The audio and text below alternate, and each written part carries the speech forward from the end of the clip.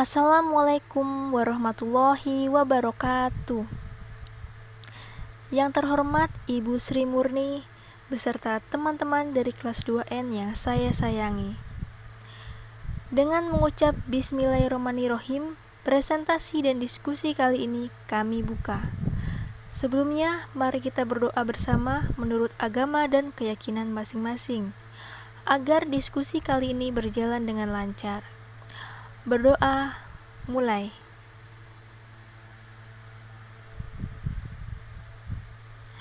Berdoa, selesai. Perkenalkan, saya Jimmy Isa Rahayu selaku moderator mewakili kelompok 8 yang akan memandu diskusi pada hari ini mengenai menganalisis aplikasi kurikulum antar mata pelajaran matematika, fisika, kimia, dan biologi. Sebelum kita masuk ke materi, saya akan membacakan susunan acara. Yang pertama, acara dibuka dengan doa. Yang kedua, membacakan susunan acara. Yang ketiga, memperkenalkan narasumber. Yang keempat, presentasi. Yang kelima, sesi diskusi, tanya jawab dan menanggapi. Yang keenam, arahan dari dosen kurikulum pendidikan MIPA. Nah, selanjutnya saya akan memperkenalkan narasumber-narasumber kita yang akan membawakan beberapa materi yang sangat menarik. Narasumber yang pertama, saya sendiri yaitu Jimmy Isa Rahayu yang akan membawakan materi aplikasi kurikulum dan di akhir akan memberikan kesimpulan. Selanjutnya, narasumber yang kedua yang tak kalah menarik materinya yang akan disampaikan oleh Ibu Lutfiyatul Hikmah yang akan membahas materi tentang sejarah perkembangan kurikulum di Indonesia dan juga kurikulum 2013. Selanjutnya, narasumber yang ketiga akan dibawakan oleh Bu Yola Ratal yang akan membahas tentang hakikat matematika dan IPA beserta implementasi pembelajaran matematika dalam kurikulum 2013. Nah, yang terakhir akan disampaikan oleh narasumber kita yang paling ganteng di dalam kelompok ini, yaitu Pak Ahmad Firdaus, yang akan membahas materi tentang implementasi pembelajaran IPA dalam kurikulum 2013 dan implementasi kurikulum 2013 dalam manajemen pembelajaran matematika. Terima kasih. Semoga diskusi ini berjalan dengan lancar dan kondusif. Assalamualaikum warahmatullahi wabarakatuh. Saya Jimmy Isa Rahayu selaku narasumber yang pertama akan membahas materi tentang aplikasi kurikulum. Apakah itu sudah siap? Mari kita mulai. Klik start. Baik, kita akan membahas secara terminologis. Istilah aplikasi dalam bahasa Inggris yaitu application yang berarti penerapan atau penggunaan. Sedangkan menurut Kamus Besar Bahasa Indonesia atau KBBI, aplikasi adalah penerapan dari rancang sistem untuk mengolah data. Sedangkan dalam pendidikan, rancangan yang dimaksud dari definisi aplikasi tersebut adalah kurikulum. Jadi mohon digarisbawahi. Oke, lanjut. Secara etimologis, kurikulum berasal dari bahasa Yunani yaitu carrier yang artinya pelari dan courier yang berarti tempat berpacu. Jadi, istilah kurikulum mengandung pengertian suatu jarak yang harus ditempuh oleh pelari dari garis start sampai garis finish. Ini dapat diartikan sebagai proses belajar dari awal hingga akhir. Akhir ini maksudnya lulus ya. Oke, lanjut. Pengertian kurikulum menurut para ahli. Yang pertama menurut Crow and Crow, Beliau menyatakan bahwa kurikulum adalah rancangan pengajaran yang disusun secara sistematis untuk memperoleh ijazah. Yang kedua, menurut Hollis L. Caswell and Doug S. Campbell yang menyatakan bahwa kurikulum adalah seluruh pengalaman siswa di bawah bimbingan. Sedangkan yang ketiga, menurut J. Galen Saylor, William M. Alexander, and Arthur J. Lewis, ada banyak nama ya, itu menyatakan bahwa kurikulum adalah sebagai sebuah perencanaan untuk memperbaiki seperangkat pembelajaran untuk seseorang agar menjadi terdidik. Maka, dapat disimpulkan bahwa kurikulum merupakan kegiatan yang disajikan di sekolah berupa instrumen, rangkaian unit materi belajar yang telah disusun, dan seperangkat rencana yang berisi pengalaman belajar bagi pelajar atau anak didik, agar dapat merealisasikan bakatnya dan dapat mengembangkan taraf hidup dalam masyarakat berdasarkan kemampuan yang dimiliki sebelumnya. Terima kasih. Selanjutnya, materi yang kedua akan dibahas oleh narasumber kita, Ibu Lutfiatul Hikmah. Saya persilahkan. Bismillahirrahmanirrahim. Assalamualaikum warahmatullahi wabarakatuh. Di sini saya akan melanjutkan pembahasan materi dari kelompok 8 yang berjudul menganalisis aplikasi kurikulum antar mata pelajaran matematika, fisika, kimia, dan biologi. Pada narasumber pertama telah dibahas mengenai aplikasi kurikulum.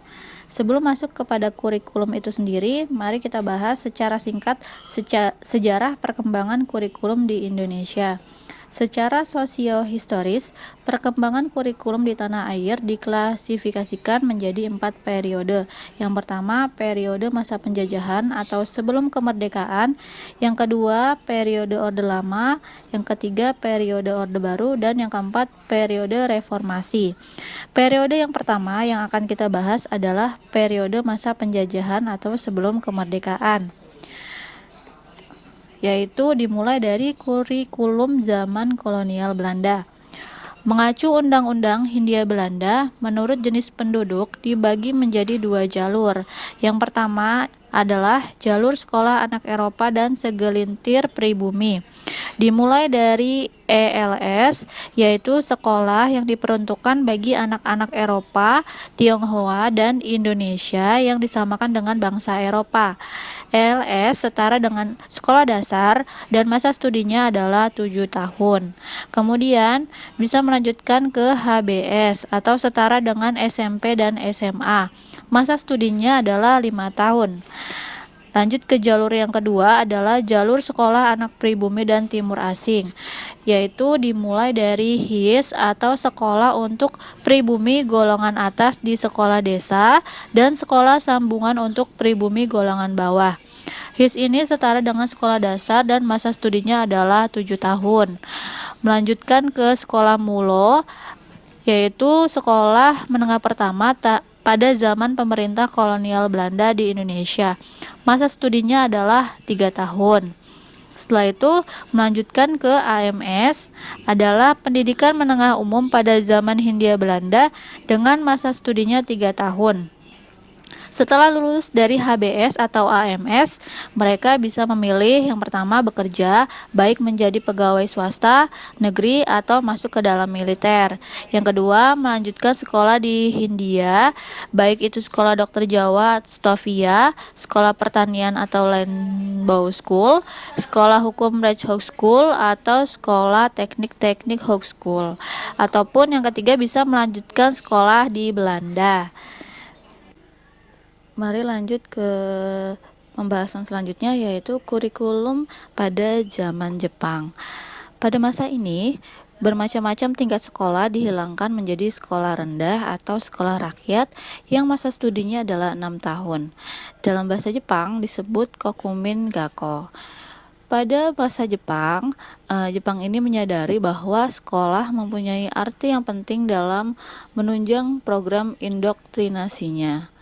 Pada zaman ini, sekolah-sekolah berubah nama atau berganti nama dari HIS menjadi sekolah rakyat, MULA dan HBS berubah menjadi sekolah menengah pertama, AMS dan HBS berubah menjadi sekolah menengah tinggi. Hal terbaik bersekolah pada zaman Jepang ini adalah anak didik boleh berbahasa Indonesia, boleh mengibarkan bendera merah putih, kemudian hilangnya diskriminasi rasial antara anak Indonesia dengan anak Belanda. Kemudian sistem persekolahannya semakin terbuka. Sedangkan aturan-aturan yang tidak menyenangkan pada zaman Jepang ini, laki-laki diwajibkan untuk menggundul. Selanjutnya latihan baris berbaris yang menyita waktu pelajaran.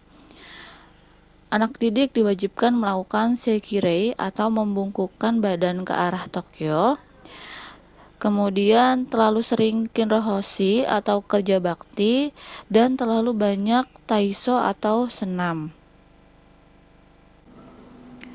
Baik, lanjut ke slide selanjutnya, yaitu kurikulum di Indonesia pasca kemerdekaan dari masa ke masa. Sejak kemerdekaan negara Indonesia, sejarah perkembangan kurikulum pendidikan di Indonesia sudah melalui berbagai tahap. Yang pertama yaitu kurikulum 1947 atau disebut Rencana Pelajaran 1947. Kurikulum pertama lahir pada masa kemerdekaan ini memakai istilah bahasa Belanda yaitu Leerplan, artinya rencana pelajaran. Istilah ini lebih populer dibandingkan dengan bahasa Inggris yaitu yang lebih kita kenal dengan kurikulum. Perubahan arah pendidikan pada tahun ini lebih bersifat politis dari orientasi pendidikan Belanda ke kepentingan nasional. Sedangkan asas pendidikan ditetapkan yaitu Pancasila. Kurikulum ini disebut dengan Rencana Pelajaran 1947 dan baru dilaksanakan pada tahun 1950. Karena masih dalam suasana perjuangan, pendidikan lebih menekankan pada pembentukan karakter manusia Indonesia yang merdeka, berdaulat, dan sejajar dengan bangsa lain di muka bumi ini.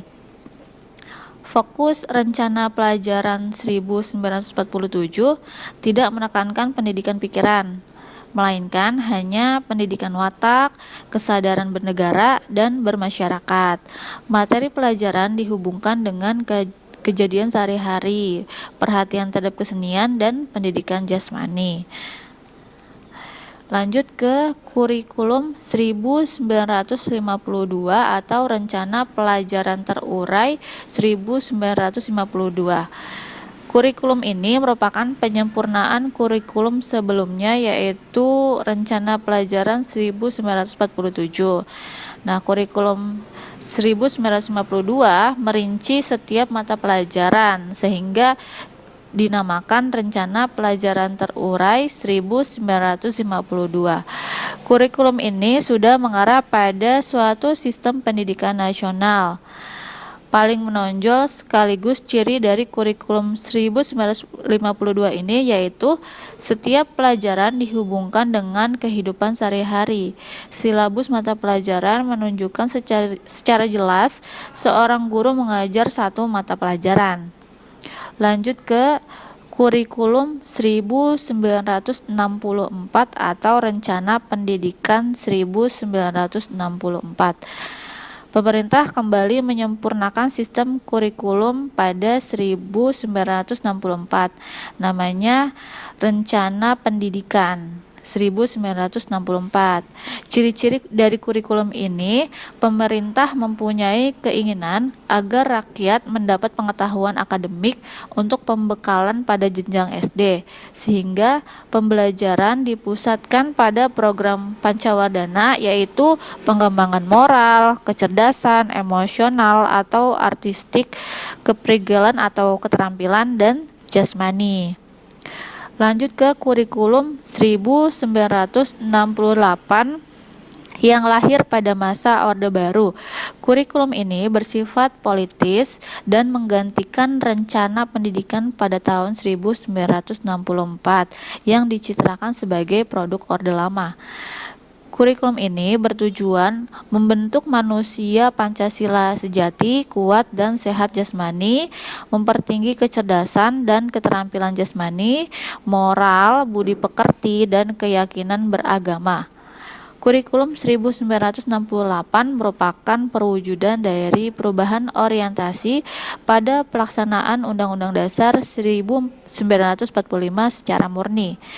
Cirinya, muatan materi pelajaran bersifat teoritis, tidak mengaitkan dengan permasalahan faktual di lapangan. Nah, titik beratnya pada materi apa saja yang tepat diberikan kepada siswa di setiap jenjang pendidikan. Isi pendidikan diarahkan pada kegiatan mempertinggi kecerdasan dan keterampilan, serta mengembangkan fisik sehat dan kuat. Lanjut ke kurikulum 1975.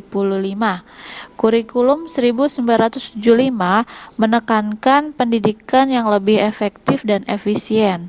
Menurut Mujito, Direktur Pembinaan TK dan SD Departemen Pendidikan Nasional kala itu, kurikulum ini lahir karena pengaruh konsep di bidang manajemen atau MBO, Manajemen by Objective.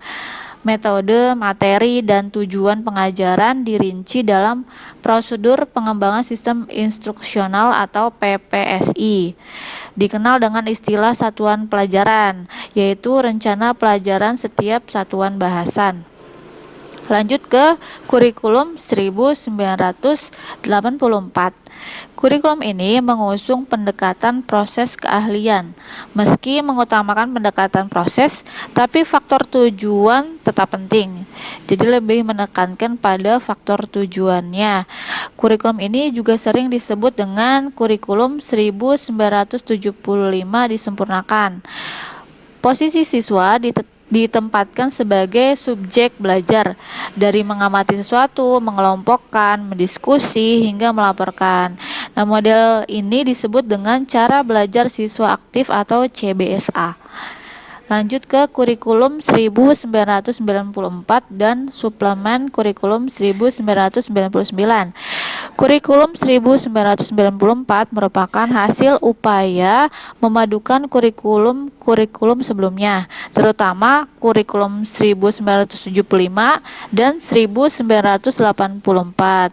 Namun sayang, perpaduan antara tujuan dan proses di sini belum berhasil, sehingga banyak kritik berdatangan, yaitu disebabkan oleh beban belajar siswa yang dinilai terlalu berat, dari muatan nasional sampai dengan muatan lokal. Misalnya bahasa daerah, kesenian, keterampilan, dan lain-lain. Akhirnya kurikulum 1994 menjelma menjadi kurikulum yang super padat.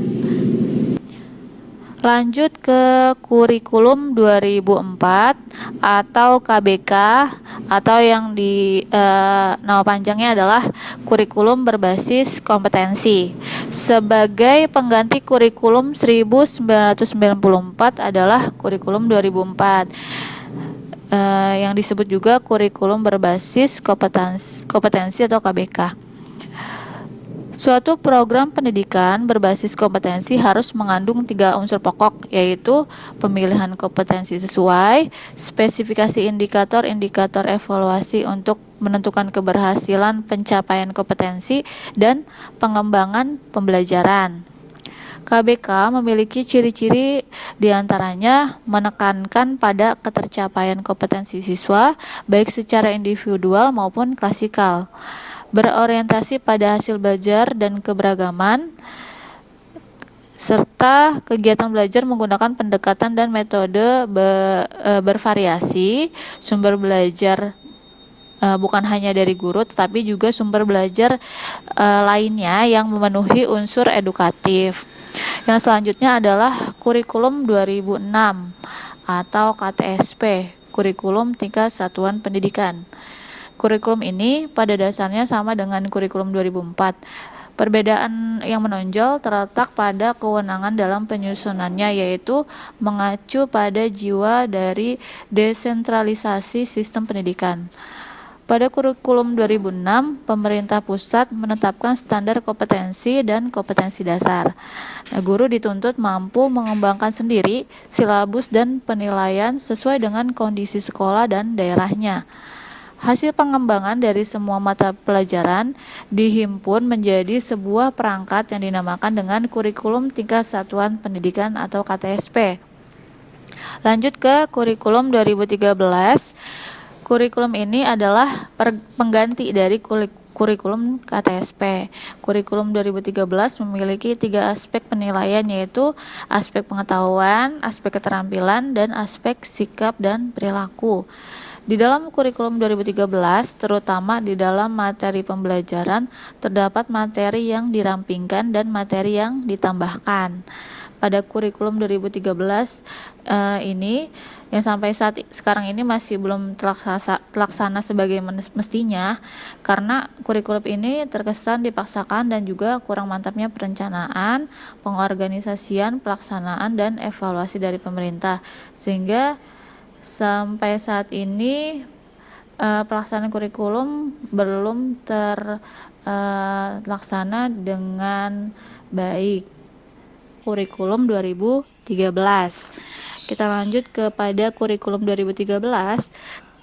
Yang sebelumnya adalah penerapan kurikulum KTSP 2006 yang belum berpengaruh positif terhadap perilaku peserta didik. Hasil evaluasi terhadap penerapan kurikulum KTSP 2006 ini yaitu terlalu menitik beratkan kepada aspek kognitif, beban siswa terlalu berat sehingga siswa bisa merasa tertekan. Nah, kurangnya orientasi pada IPTEK dan IMTAK ini juga kurang memperhatikan muatan karakter. Dengan adanya fenomena ini, perlunya kurikulum baru yang lebih fleksibel sehingga peserta didik tidak merasa terlalu dibebani, terutama dalam bidang kognitif. Peserta didik tidak terbelenggu dalam tugas-tugas yang ada di kelas, perlunya kegiatan yang menarik. Lanjut kepada slide selanjutnya.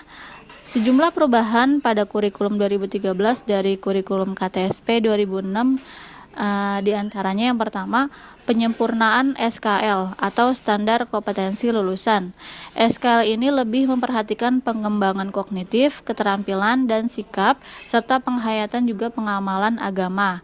Yang kedua, perubahan standar isi dengan kompetensi yang dikembangkan menjadi mata pelajaran dengan pendekatan tematik integratif. Yang ketiga, perubahan standar proses, yaitu perlunya perubahan strategi pembelajaran. Pentingnya para guru untuk merancang pembelajaran yang aktif, kreatif, inovatif, dan menyenangkan. Dengan strategi pembelajaran yang tepat serta peserta didik difasilitasi untuk mengamati, menanya, mengolah, menyajikan, mencipta, dan menyimpulkan. Perubahan standar evaluasi dalam hal ini penilaian tidak hanya mengukur hasil kompetensi, tetapi penilaian yang otentik, yaitu penilaian yang mengukur kompetensi, sikap, keterampilan, serta 6 pengetahuan berdasarkan hasil dan proses. Demikian penjelasan dari saya. Baik, untuk materi selanjutnya akan dilanjutkan atau dijelaskan oleh rekan saya, yaitu Ibu Yola. Kepada Ibu Yola, saya persilakan. Assalamualaikum warahmatullahi wabarakatuh. Sebelum kita mengkaji lebih dalam kurikulum pendidikan dalam IPA, alangkah baiknya kita tahu dulu apa itu matematika dan IPA. Menurut Fardiansah, tahun 2008, ilmu alam adalah istilah yang digunakan yang merujuk pada rumpun ilmu di mana objeknya adalah benda-benda alam dengan hukum-hukum yang pasti dan umum, berlaku kapanpun dan dimanapun. Ilmu alam mempelajari aspek-aspek fisik dan non-manusia tentang bumi dan alam sekitarnya. Ilmu-ilmu alam akan membentuk landasan bagi ilmu terapan. Yang keduanya dibedakan dari ilmu sosial, humaniora, teologi, dan seni. Sedangkan menurut Hewitt Paul G. dan kawan-kawan tahun 2007, sains itu terintegrasi menyajikan aspek fisika, kimia, biologi, ilmu bumi, astronomi, dan aspek lainnya dari ilmu pengetahuan alam. Sedangkan matematika itu sendiri tidak dianggap sebagai ilmu alam, namun digunakan sebagai penyedia alat atau perangkat dan kerangka kerja yang digunakan dalam ilmu-ilmu alam.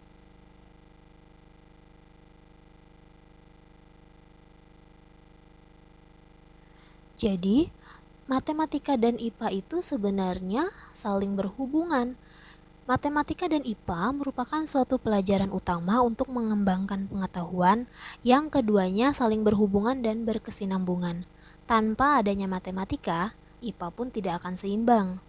Mari kita kaji matematika terlebih dahulu. Matematika timbul karena pikiran-pikiran manusia berhubungan dengan ide-ide dan penalaran.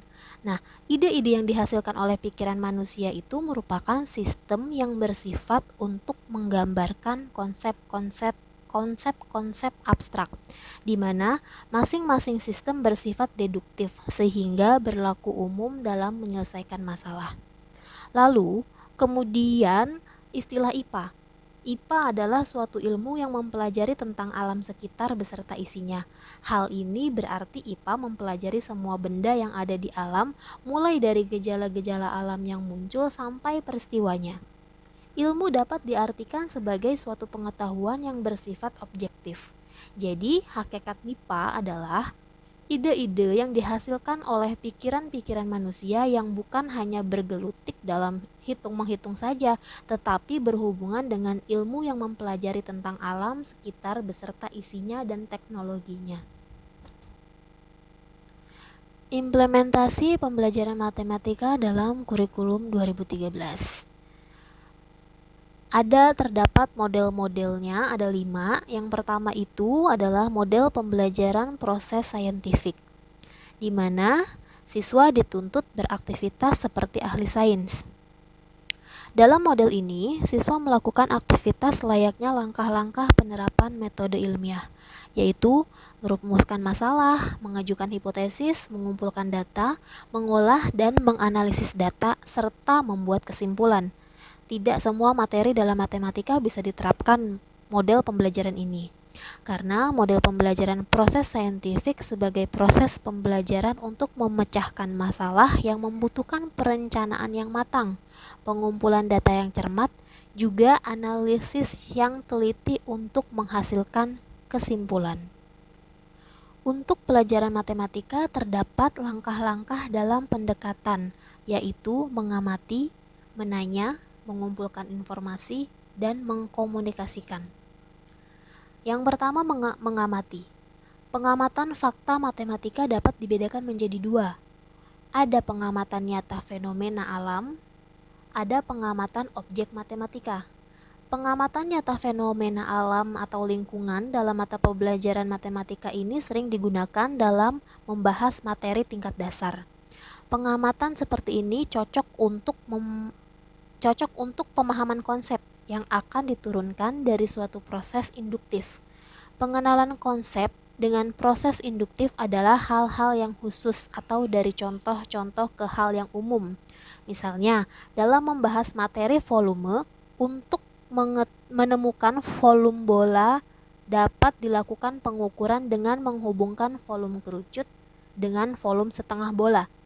Siswa melakukan percobaan dan pengamatan secara langsung terhadap objek bendanya. Tetapi untuk sekolah menengah pada kelas tinggi tidak cukup pembuktian secara induktif, perlu dibuktikan dengan pemahaman melalui proses deduktif. Selanjutnya, menanya. Kelemahan dalam proses menghafal jika tidak disertai dengan pemahaman yang mendalam. Banyak siswa yang gagal menyelesaikan suatu masalah matematika jika soal matematika diubah sedikit saja. Para guru seharusnya sadar kenyataan ini bahwa kegagalan siswa bisa disebabkan karena siswa terbiasa menghafal algoritma atau prosedur tertentu tanpa ditekankan paham prosesnya. Untuk itu, perlunya dibangkitkan pemikiran yang divergen.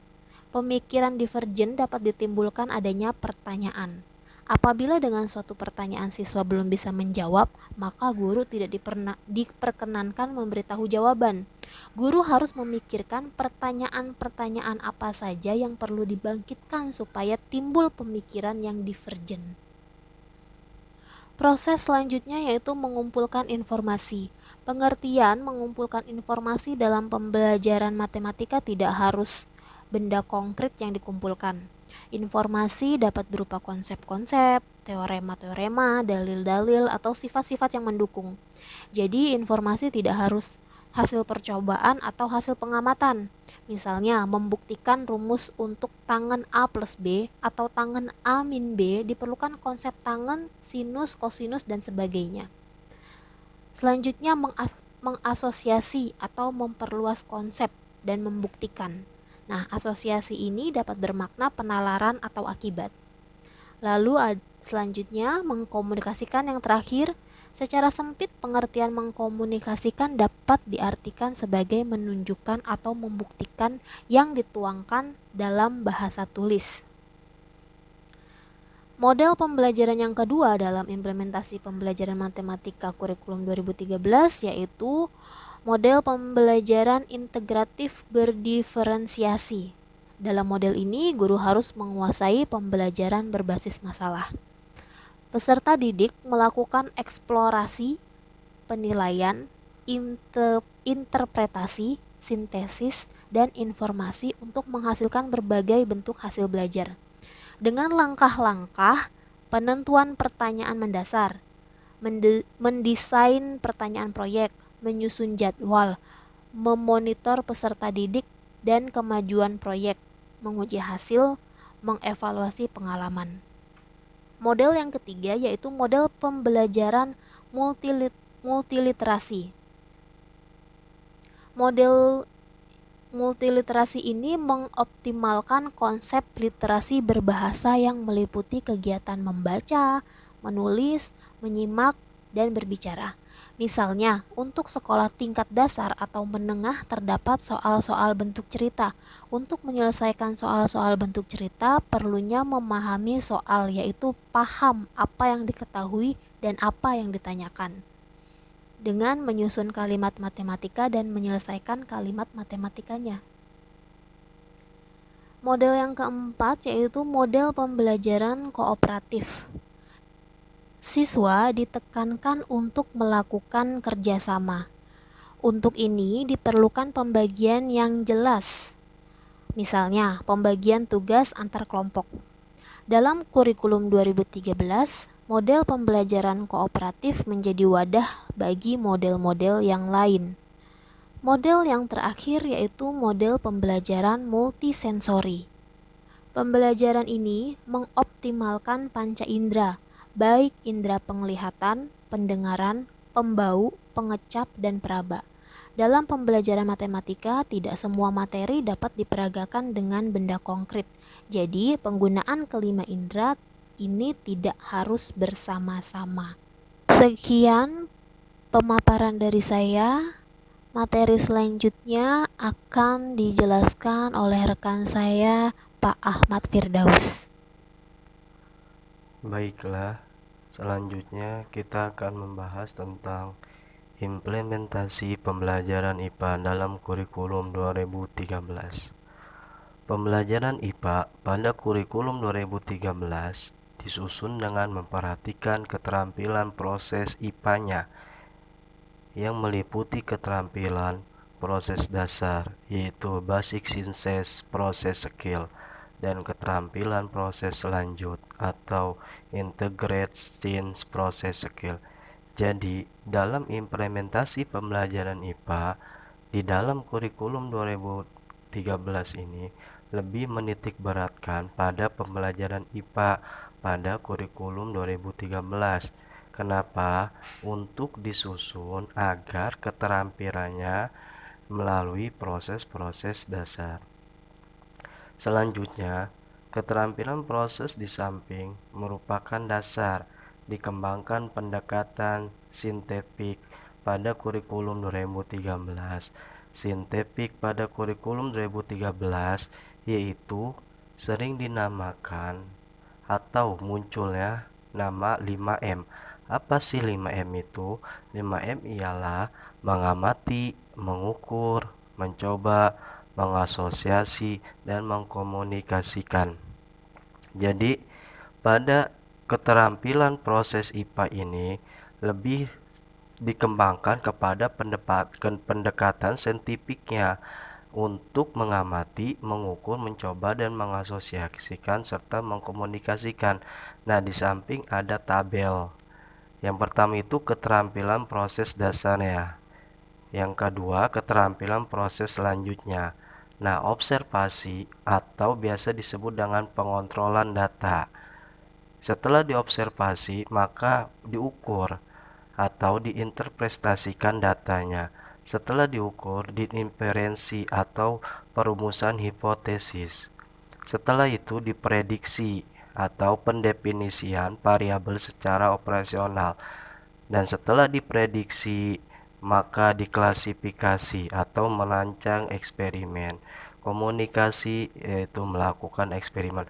Jadi dari observasi, mengukur, inferensi, prediksi, klasifikasi, serta komunikasi ini harus berurutan, tidak boleh ketukar, yaitu yang pertama itu harus observasi, tidak boleh komunikasi dulu baru observasi. Kenapa?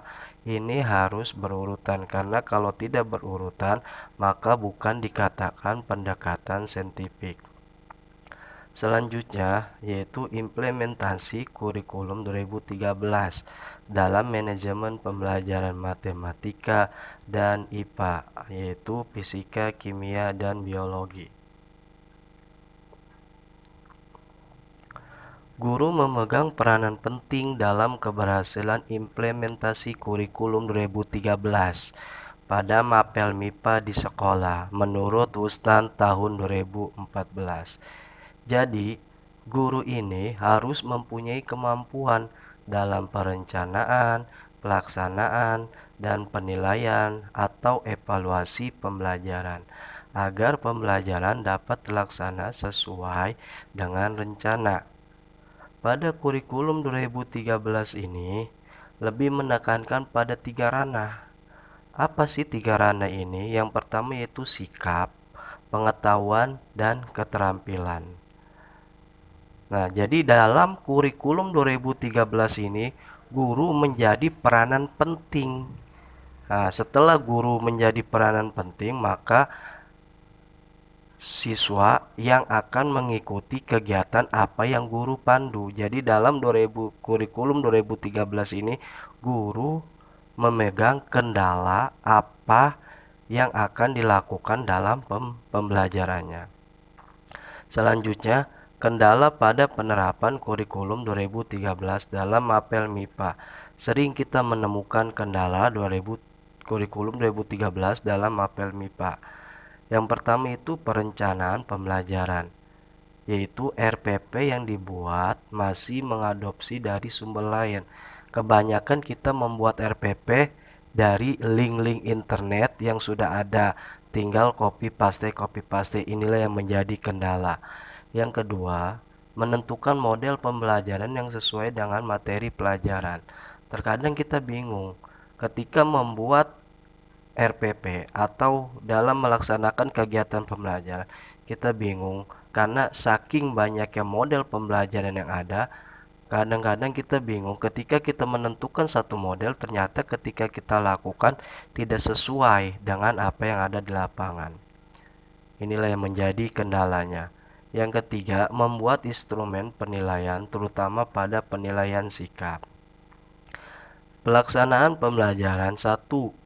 ada siswa yang tidak aktif ketika kerja kelompok atau diskusi. Sering kita temukan ketika kita memberikan kelompok, masih banyak beberapa siswa yang tidak aktif atau sebodoh amat ketika mengerjakan tugas. Yang kedua, pengetahuan siswa masih kurang. Nah, kurikulum 2013 ini siswa mencari pribadi sendiri pembahasan yang dicari. Nah, disinilah yang menjadi kendala. Kenapa? Karena pengetahuan siswanya masih kurang, beda dengan kurikulum KTSP.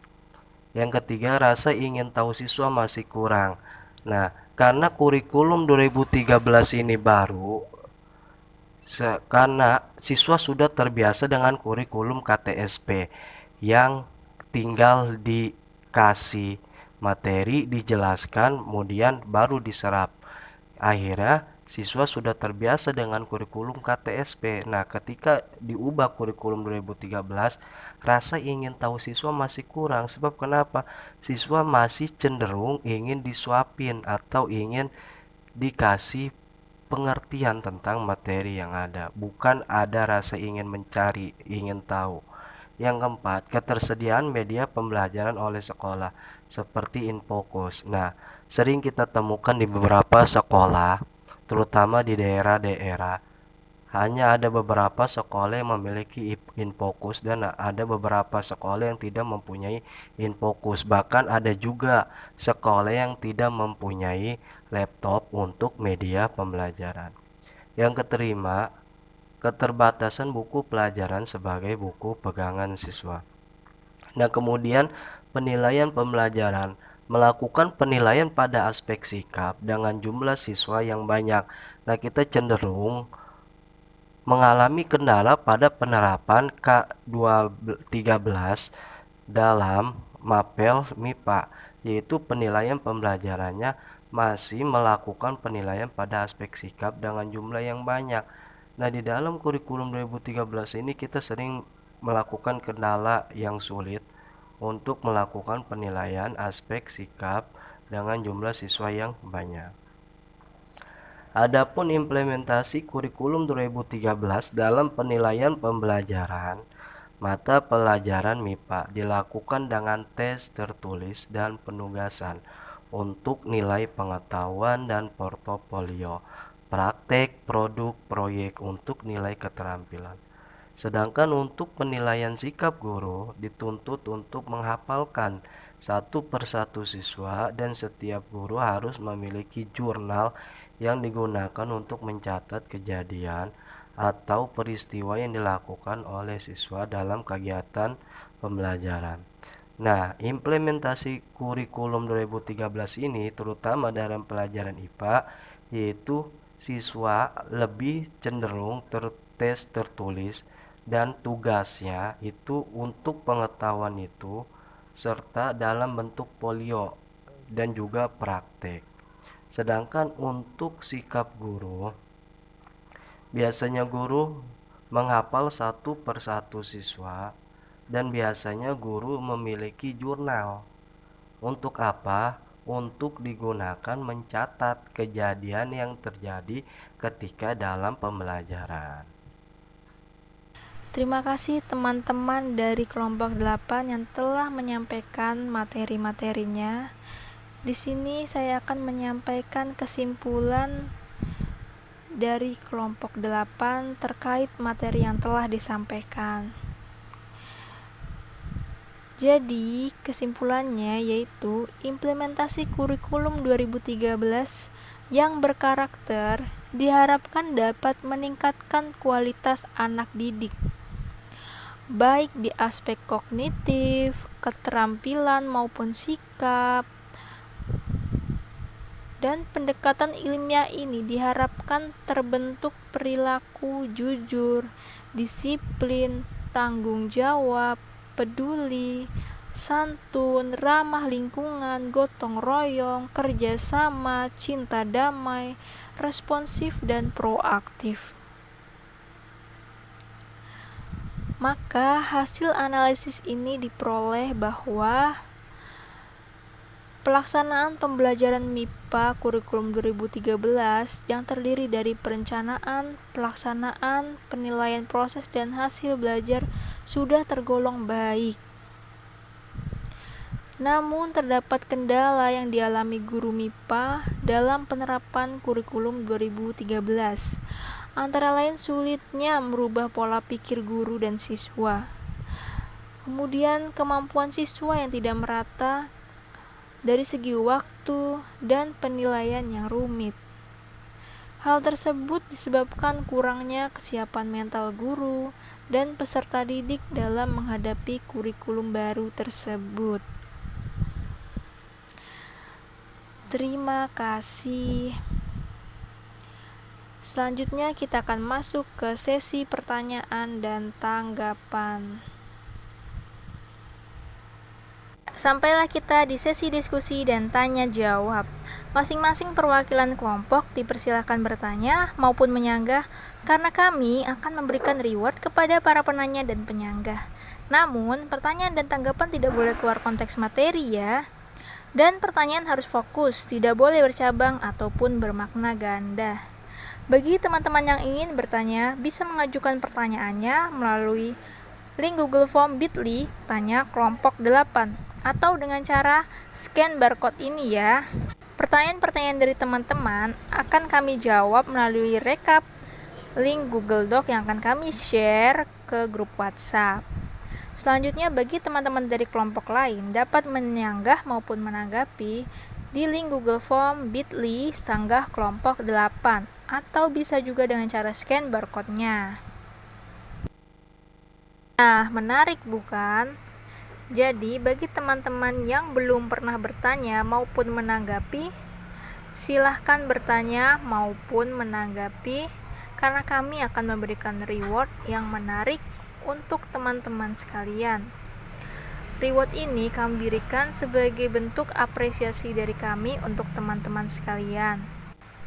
Namun, bagi teman-teman yang tidak berkesempatan untuk bertanya maupun menanggapi, tapi ingin mendapatkan reward juga, bisa dengan cara support kami dengan cara like, komen dengan kesan dan pesan kalian untuk kelompok kami, dan juga jangan lupa subscribe karena kami akan menyediakan door prize juga untuk penanya terbaik, penyanggah terbaik, dan juga untuk pensupport terbaik. Jadi nantikan terus channel ini dan diskusi ini sampai selesai. Kurang lebihnya kami mohon maaf. Billahi taufik wal hidayah. Wassalamualaikum warahmatullahi wabarakatuh.